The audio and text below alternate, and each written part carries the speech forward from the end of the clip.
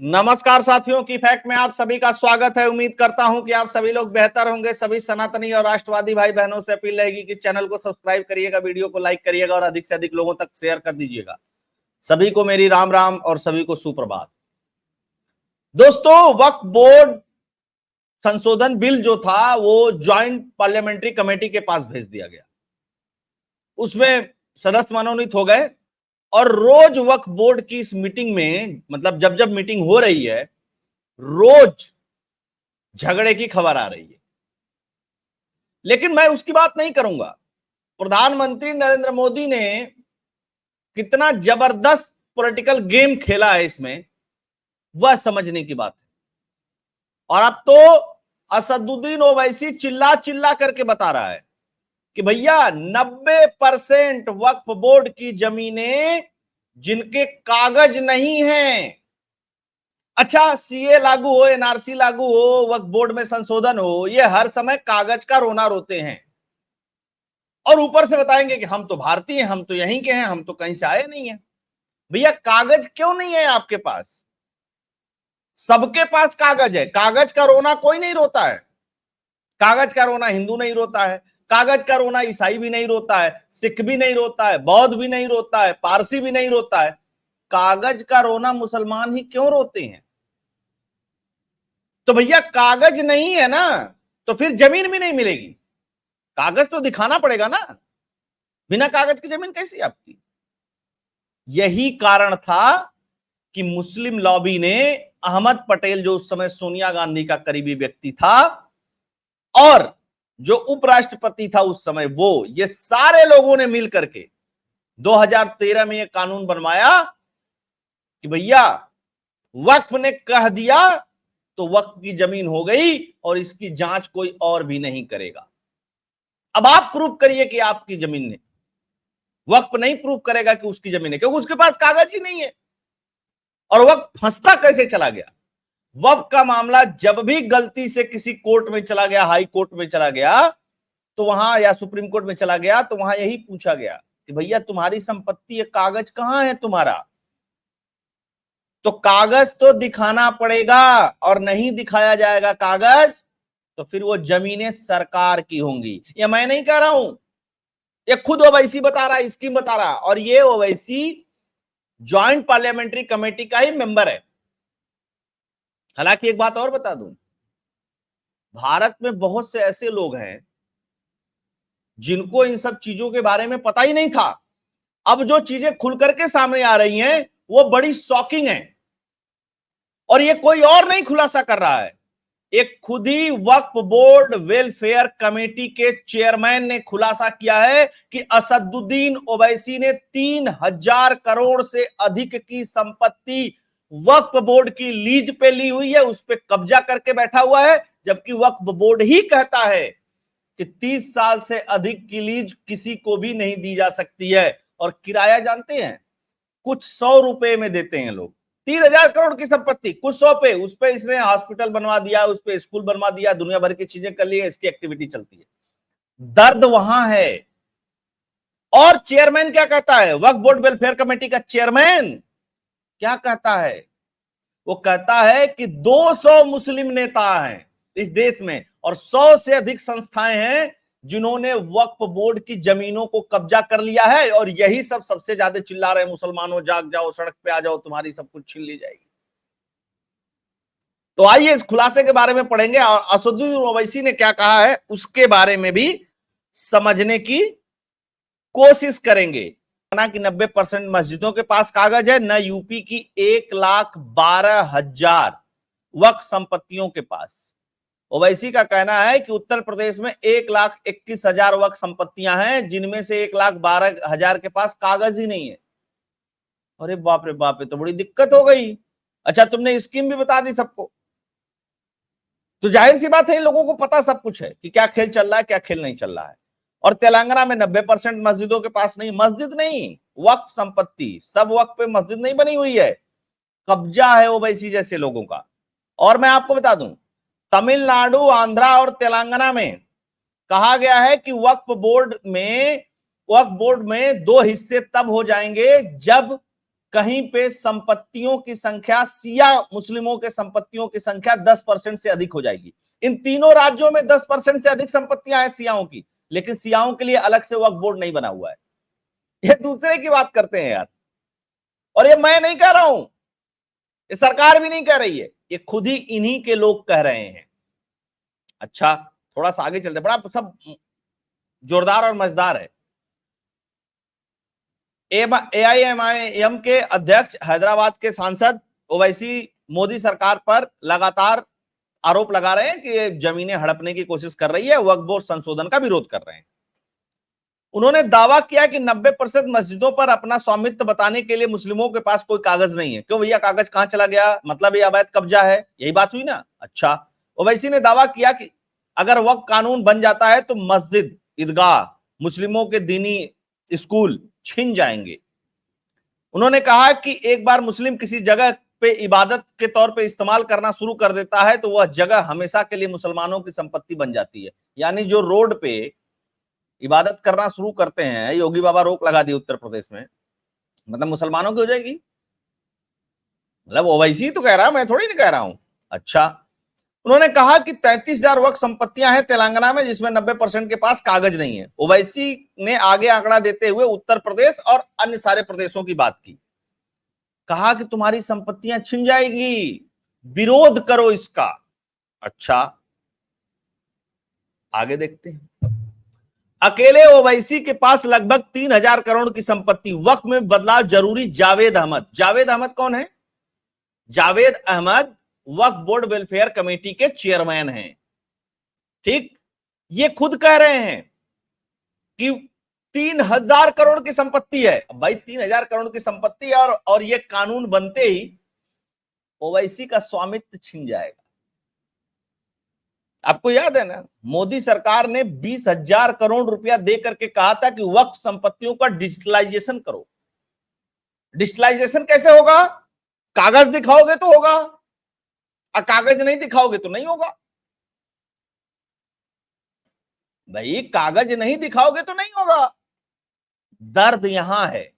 इसीलिए मैंने कहा कि मोदी जी खेल गए, और बढ़िया खेल खेल दिए हैं, और ज्वाइंट पार्लियामेंट्री कमेटी में भेज करके, वो तो मैंने तब भी कहा था, और बढ़िया खेल खेल दिए हैं। सारी पोलें तभी तो खुलेंगी। कानून पास हो गया होता तो धरना प्रदर्शन कर रहे होते, पता ही नहीं चलता ये सब चीजें। ये सब भी धंधा इसमें चल रहा था। अभी तक तो हम लोग यही जानते थे कि ये सिविल कोर्ट में नहीं इसका मुकदमा चल सकता है, और कहीं भी दावा कर देते हैं, हिंदू गांव पे दावा कर देते हैं, पार्लियामेंट पे दावा कर देते हैं, या इस तरीके कोर्ट पे दावा कर देते हैं, यही सुने थे ना। ये उससे भी भयानक है। और सबसे अच्छी बात है, कम से कम ये लोग आगे आए हैं। और ये जो वक्त की संपत्ति लिया ओवैसी ने ना, 30 साल से अधिक हो गया है इसको। साथ के साथ किराया जानते हैं, 100 रुपया, 200 रुपया, 500 रुपया देते हैं। जबकि इनका चेयरमैन कहता है वेलफेयर कमेटी का कि किराया उस समय के मार्केट रेट से होना चाहिए। अच्छा, ओवैसी जैसे नेता, इनसे सवाल पूछा गया, आज तक ने पूछा कि ओवैसी जैसे नेता बिल का विरोध कर रहे हैं, आप कह रहे हैं कि बिल ठीक है, इतना विरोधाभास क्यों? तब उन्होंने कहा कि 30 साल से ज्यादा वक्फ की दौलत लीज पर नहीं ली जा सकती, लेकिन इसको फॉलो नहीं किया जा रहा है। साथ ही बदले में वक्फ को कुछ नॉमिनल किराया मिलता है, जबकि नियम है रेंट बाजार के हिसाब से होना चाहिए। ऐसे कई मजहबी नेता हैं जो वक्फ की प्रॉपर्टी पर सालों के लिए लीज पर लिए हुए हैं। जैसे दिल्ली में जमाते उलेमाए हिंद के पास काफी संपत्ति है जो वक्फ की है, लेकिन इसका फायदा न बोर्ड को हो रहा है और न ही वंचित मुसलमानों को हो रहा है। आईटीओ मस्जिद अब्दुल नबी के अलावा देश में कई राज्यों में इनके पास संपत्ति पर एकाधिकार है। इसी तरीके से महाराष्ट्र वक्फ बोर्ड के अध्यक्ष काजी समीर ने वक्फ की 275 करोड़ की संपत्ति पर अतिक्रमण कर रखा है। ऐसे 200 नेता और संस्थान होंगे, अगर बिल आ गया तो पारदर्शिता आ जाएगी। यही इनका दर्द है, समझ रहे? कोई बाहर का व्यक्ति नहीं कर रहा भाई, ये अंदर वाले कह रहे हैं, इन्हीं के लोग हैं। अब ओवैसी क्या कह रहे हैं कि बीजेपी सरकार को दिक्कत है कि वक्फ की प्रॉपर्टी बेहताशा बढ़ गई है। ओवैसी ने गिनाई बिल में आपत्तियां। उन्होंने कहा यह नहीं होना चाहिए, वो डॉक्यूमेंट नहीं, हम कैसे प्रूव करेंगे, ऐसे नहीं होना चाहिए। 400 साल पहले का कहां से आएगा, 200 साल पहले का सबका है भाई। जो बाप दादे की जमीनें हैं वो भी तो बाप दादे से चली आ रही हैं, पुश्तैनी आ रही हैं, 400 500 600 साल से। कागज काहे नहीं है, उसको चढ़वाया क्यों नहीं है, उसके रिकॉर्ड क्यों नहीं है? मजाक बना रखा है। दूसरी तरफ करते हो कि वक्फ में सारी संपत्तियां दान दी गई हैं या खरीदी गई हैं, तो दानदाताओं के तो होंगे ना कागज डॉक्यूमेंट, लेकिन नहीं। दर्द इतना सही दिया है, ये जितना बड़े बड़े रहनुमा बन करके बैठे हुए हैं और जो ये भड़काने का काम करते हैं, इनको अब पता चलेगा कि इस बिल के बाद क्या होगा। ठीक, क्या कहता ओवैसी कि आप मुसलमानों के दुश्मन हैं, यह विधेयक उसका सबूत है, वक्फ बिल पर असदुद्दीन ओवैसी ने बोला। अब भाई तुम कह रहे हो मुसलमानों का दुश्मन है, हमारे यहां तो कुछ हिंदू हैं, वो कहते हैं कि मोदी हिंदुओं का दुश्मन है। गजब हाल है भाई, ऐसे कैसे चलेगा? हाँ, ये फिर बताते हैं कि संविधान के अनुच्छेद 14 का साफ साफ उल्लंघन है। बैरिस्टर साहब ओवैसी, जाओ फिर से कानून पढ़ो।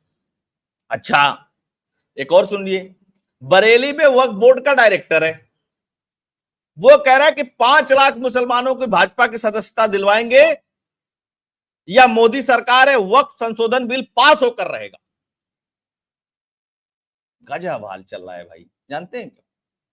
बेसिकली वक्फ की जो भी संपत्तियां हैं, ओरिजिनल वाली बात कर रहा हूं मैं, जो इधर उधर कब्जेदारी वाली बात नहीं कर रहा, जो ओरिजिनल संपत्तियां हैं वक्फ बोर्ड की, बेसिकली उस पर बड़े बड़े मुसलमानों ने कब्जा करके रखा हुआ है। कोई और जाता नहीं है, कोई और पूछने नहीं जाता, ऐसा ऐसा कानून बनवा लिया इन लोगों ने। और कौन बनवाया कानून? अब मैं दूसरी बात करता हूं, कोई गरीब मुसलमान गया था क्या कानून बनवाने के लिए? नहीं, मौलवी मौलाना बड़े बड़े नेता जो मुसलमानों के नाम पे अपनी रोटियां सेकते हैं, उन्होंने कांग्रेस के सरकार में बनवाया था कि हम कहां जाएंगे, हम इतने बड़े लैंडलॉर्ड हैं ही इसीलिए क्योंकि वक्फ की संपत्ति हमारे पास है। तो ऐसा कानून बना दो कि भारत सरकार, supreme court, high court, district court, कोई होगा ही नहीं उसमें। जबकि एक चीज मैं आपको बता दूं, ध्यान से सुनिएगा, इसको बहुत जरूरी चीज मैं बता रहा हूं, अगर लैंड से जुड़ा हुआ अगर मामला आप समझना चाहते हैं। इस देश में हिंदू हो, क्रिश्चियन हो, चाहे इस देश का बौद्ध हो, चाहे इस देश का सिख हो, चाहे इस देश का पारसी हो, कोई भी हो, जमीन का अगर विवाद होगा, चाहे वो जमीन धार्मिक हो और चाहे वो जमीन धार्मिक ना हो, तो वह सिविल कोर्ट में मुकदमा चलता है उसका, सिविल कोर्ट में। जबकि वक्फ का अगर मसला आता है तो वो चलता है इनके ट्रिब्यूनल में, वक्फ के ट्रिब्यूनल में। और वक्फ के ट्रिब्यूनल में जो मुकदमा चलता है उसमें प्राइवेट से लेकर के सरकारी सारे मुसलमान ही होंगे, कोई दूसरा नहीं होगा। समझ रहे हैं खेल? तो भैया तुम भी आओ ना, सिविल कोर्ट में आओ सीधे डायरेक्ट। इस तरीके से तो फिर सब लोगों के लिए इस तरह ट्रिब्यूनल बना देना चाहिए कि हिंदू की जमीन हिंदू के ट्रिब्यूनल में, ईसाई की जमीन ईसाई के ट्रिब्यूनल में। कैसे मुकदमा सुलझेगा भाई? दूसरी प्रॉब्लम्स, वक्फ का जो कॉन्सेप्ट है, ओरिजिनल कॉन्सेप्ट जो, वो ये है कि भाई किसी ने अगर जमीन दान दे दी तो उस पे उनके लिए मस्जिद बना दो या उनके लिए मदरसा बना दो या उनको जमीनें दे दो, अगर किसी गरीब मुसलमान के पास रहने को घर नहीं है तो। ये सब कुछ नहीं हो रहा है। और इन्हीं नेताओं के सह पे इन बोर्डों में इनके चेले बैठते हैं और ये चेले इन बड़े बड़े नेताओं को, मुस्लिम नेताओं को संपत्तियां देते हैं और इन्हीं के कहने पे इस तरीके का होता है कि ये गांव है इस पे दावा कर दो, वो बिल्डिंग है उस पे दावा कर दो, ये जगह है उस पे दावा कर दो। ये इन्हीं के कहने पे होता है।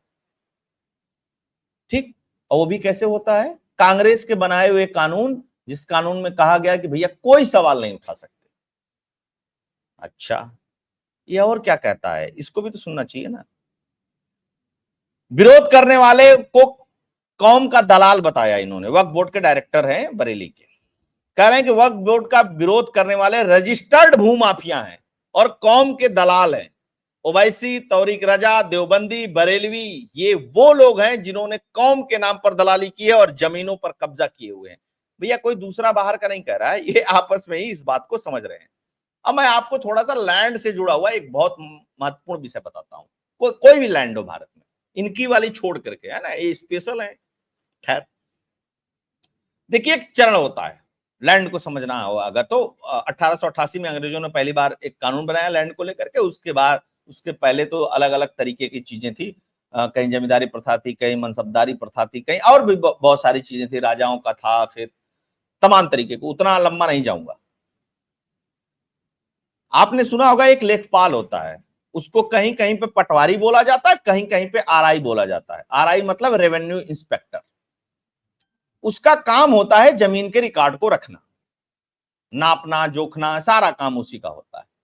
जब उससे बात नहीं बनती है तो वो जाता है एक कानूनगो होता है उसके पास। अक्सर चकबंदी जहां होती है वहां पे कानूनगो का काम ज्यादा लगता है। वहां पे भी बात नहीं बनती तो उससे ऊपर जाता है नायब तहसीलदार के पास, जो तालुका में होते हैं।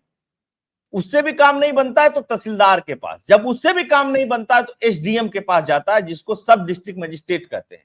उससे भी काम नहीं बनता है तो डीएम के पास जाता है, और डीएम किसी जिले में सारी जमीनों का, सारी जमीन के डिस्प्यूट के मामले को देखने के लिए एक अथॉरिटी होता है, और जुडिशियल पावर भी उसके पास होती है। बेचना, खरीदना, नापी करना, जो कि ये सब कुछ उसके पास होता है, डीएम के पास होता है। वो एक पूरी हायरार्की बनी हुई है। जब यहां पे भी मामला नहीं सुलझता है तब जाता है सिविल कोर्ट में मामला।